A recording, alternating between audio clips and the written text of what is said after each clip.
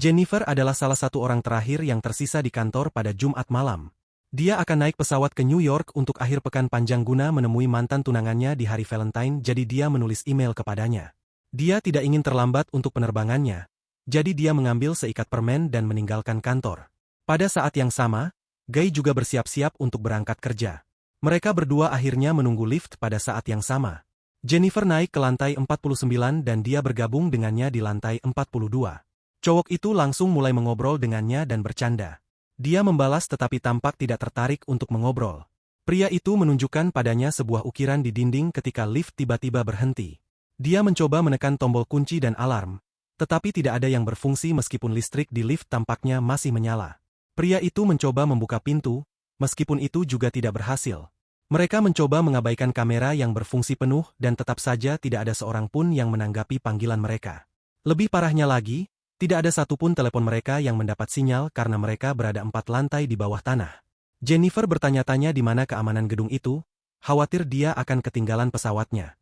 15 menit kemudian, mereka mencoba meminta bantuan dan menggedor pintu, tetapi tidak ada seorang pun yang mendengar mereka. Pria itu mendapat ide bahwa mungkin ada pintu pelarian, jadi dia dengan canggung naik ke bahunya dan mereka memeriksa langit-langit lift. Dia melukai tangannya sedikit karena membenturkannya, jadi dia menurunkannya. 1 jam kemudian, Jennifer menyadari bahwa dia tidak akan pernah bisa mengejar penerbangannya dan meskipun Guy bercanda untuk mencairkan suasana, dia hanya mengumpat semua orang dan segalanya.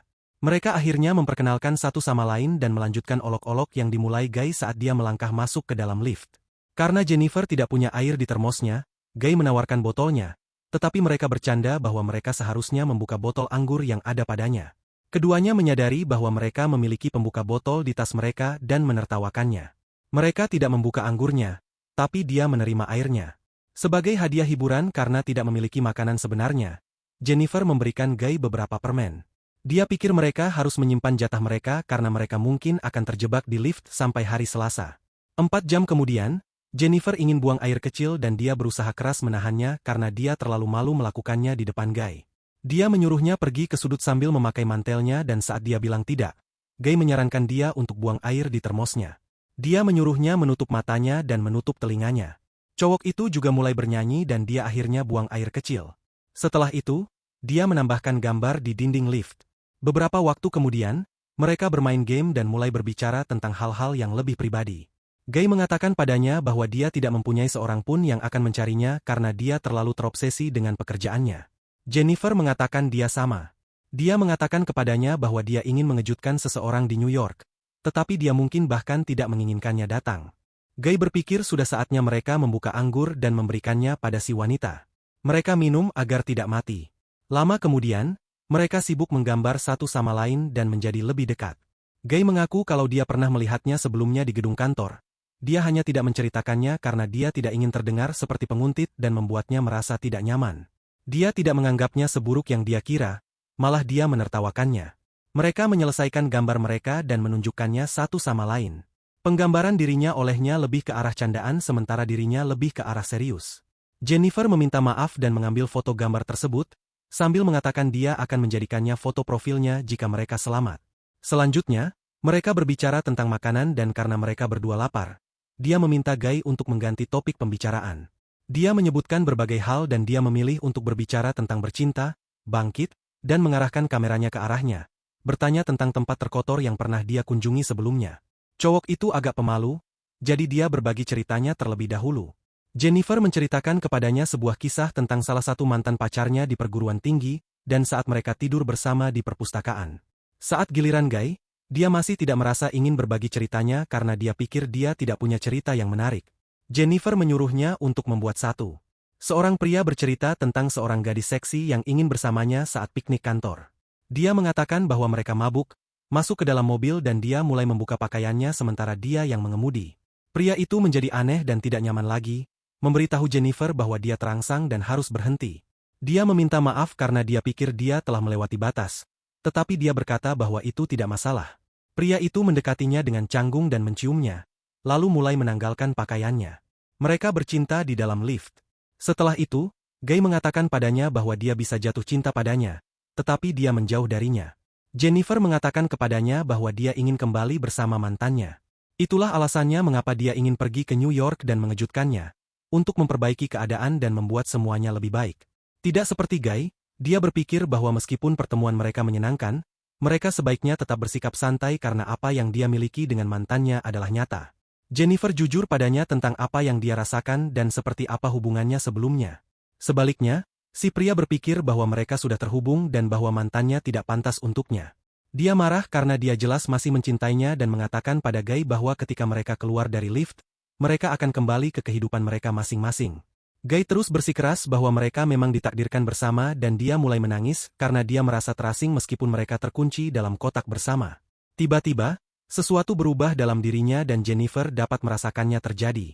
Guy mulai menceritakan kebenaran tentang siapa dirinya. Dia berbohong padanya tentang tempat dia bekerja dan juga tentang namanya.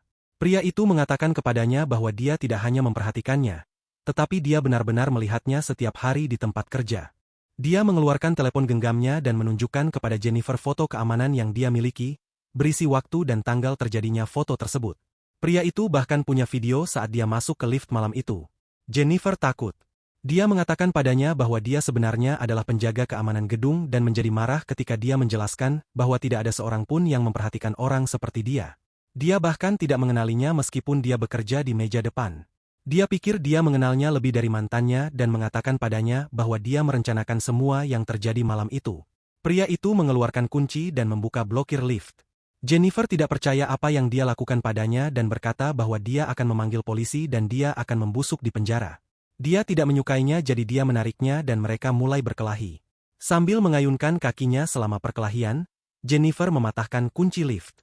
Mereka terus berkelahi dan dia memukulnya hingga pingsan dengan sepatunya.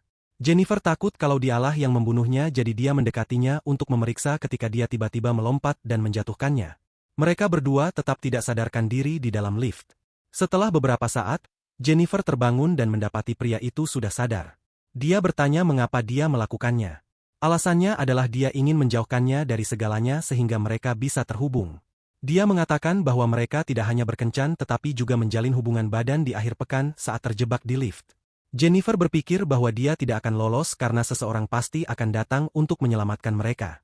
Sayangnya, dia mengetahui bahwa pria itu telah mengambil alih semua giliran jaga pada akhir pekan itu dan dua penjaga lainnya tidak akan datang sampai akhir pekan yang diperpanjang berakhir pada hari Selasa. Jennifer bertanya apa yang akan dia lakukan dan dia berkata bahwa dia lebih baik membunuhnya daripada kembali ke penjara. Dia mengatakan bahwa dia tidak pernah memaksanya melakukan apapun, tetapi Jennifer mengatakan kepadanya bahwa dia menculiknya. Itu membuatnya menjadi sangat marah. Ketika dia tenang, dia membuka hadiah yang dibeli Jennifer untuk mantan tunangannya. Dia menemukan sebuah kemeja dan sebuah kotak di dalam tas itu. Pria itu mengenakan kemeja dan menyuruh Jennifer untuk membuka sisa hadiahnya.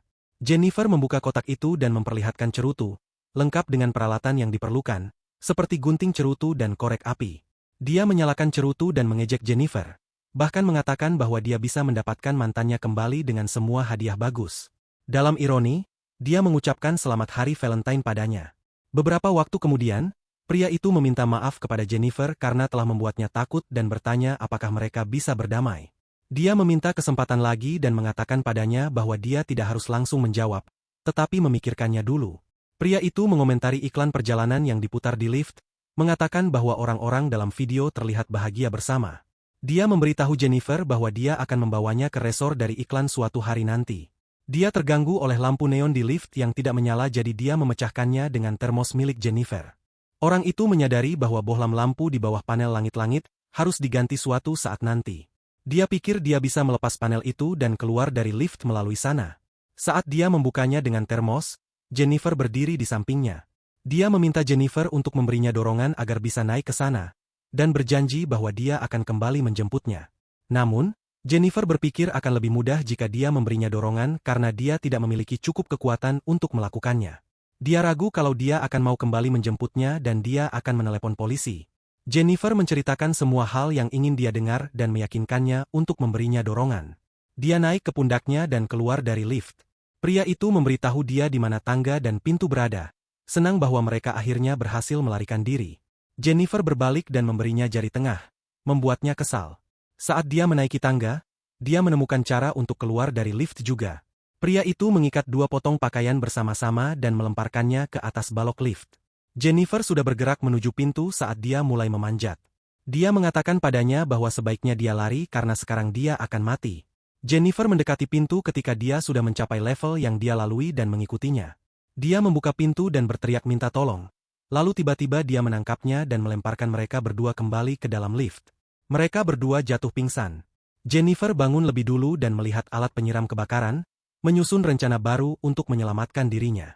Dia mencoba mengaktifkan alarm kebakaran dengan menyalakan cerutu, tetapi ketika dia gagal, dia menyalakan api kecil. Saat lift terisi asap, lelaki itu terbangun dan dia memukulnya, mematahkan hidungnya. Jennifer berhasil menahannya dengan sepotong pakaian. Dia mengatakan padanya bahwa alarm kebakaran tidak akan menyala, tetapi mereka hanya akan basah kuyup dan tersengat listrik. Jennifer mengancam akan menyakitinya dengan serius dan membuatnya mengakui semua yang telah dilakukannya padanya. Dia menyalakan kameranya dan memotret dirinya sendiri sambil menjelaskan apa yang dia ketahui tentang apa yang terjadi.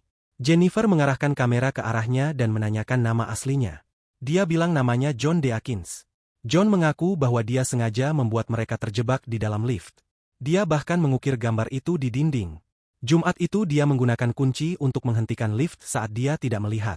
Jennifer membuatnya mengaku telah menjebaknya di dalam lift. John mengaku telah menjebak dan menculiknya. Dia terus menanyainya, jadi dia mengakui ke kamera semua yang dia lakukan padanya. Mulai dari membenturkan kepalanya ke tanah hingga melemparkannya ke dinding.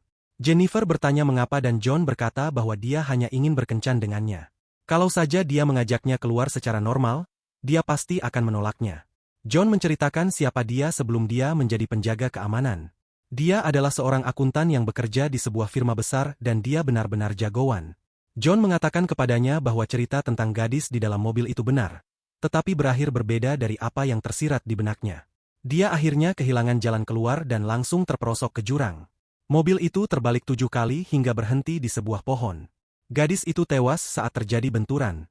John hanya dipenjara selama 6 bulan karena ia memiliki sumber daya untuk mempertahankan dirinya di luar penjara. Ketika dia keluar, satu-satunya pekerjaan yang bisa dia dapatkan adalah sebagai penjaga keamanan. Setelah beberapa bulan, dia ingin menjadi dirinya sendiri lagi dan merasakannya sebentar.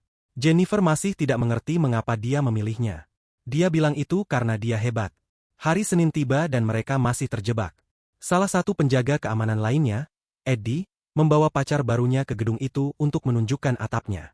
Ketika mereka masuk ke dalam, dia mencari John dan ketika dia tidak menemukannya, dia memeriksa monitor keamanan. Eddie melihat John dan Jennifer terjebak di lift, membangunkan mereka berdua. Jennifer memintanya untuk mengeluarkan mereka dari sana. Dia mengatakan padanya bahwa dia akan turun dan mengeluarkan mereka, sementara pacarnya tertidur di sofa. Eddie sampai di lift dan menarik pintunya terbuka dengan linggis. Jennifer ingin keluar, tetapi dia mengatakan bahwa dia harus membuka pintu sepenuhnya terlebih dahulu dan menjauh. Tiba-tiba, John menjatuhkannya. Dia memberitahu Eddie bahwa dia ada di sana dan dia memberikan John kuncinya. John mengatakan kepadanya bahwa itu tidak berfungsi dan Eddie berkata dia akan naik untuk membantu mereka. Dia terjebak di dalam lift dan melihat sesuatu telah terjadi di dalam ketika John menyalakan lift dan memotongnya menjadi 2. Dia memukul Jennifer hingga pingsan lagi, lalu membawanya ke mobilnya dan memasukkannya ke dalam bagasi. John kembali ke gedung dan membuang tubuh dan pakaian Eddie. Dia membersihkan dirinya dan mengenakan seragamnya, lalu menyelipkan cerutu ke dalam sakunya. Ketika John sampai di meja depan, dia menghapus semua video dari kamera keamanan. Pacar Eddie terbangun dan John membunuhnya juga, lalu menjatuhkannya ke dalam lubang juga. John sampai ke mobilnya dan membawa Jennifer ke lokasi terpencil untuk membuangnya. Dia menuangkan bensin ke tempat sampah untuk persiapan. Sebelum dia membuka bagasi, John memberitahu Jennifer bahwa dia masih menyukainya dan sangat disayangkan mereka tidak bisa bersama. Jennifer berpura-pura mati dan saat John pergi ke tempat sampah, dia memukul kepalanya, masuk ke mobil, dan mulai mengemudi. Pada satu titik dia berhenti ketika dia menemukan cerutu yang menyala di baki. Jennifer mulai memundurkan mobilnya dan menabrak John yang ketakutan. Dia keluar dan melihatnya ada di tempat sampah. Jennifer menyalakan kembali cerutunya dan berjalan pergi, lalu dia membuang kuncup yang menyala itu ke tempat sampah, membakar John hidup-hidup. Terima kasih telah menonton, dan jangan lupa like dan subscribe ya.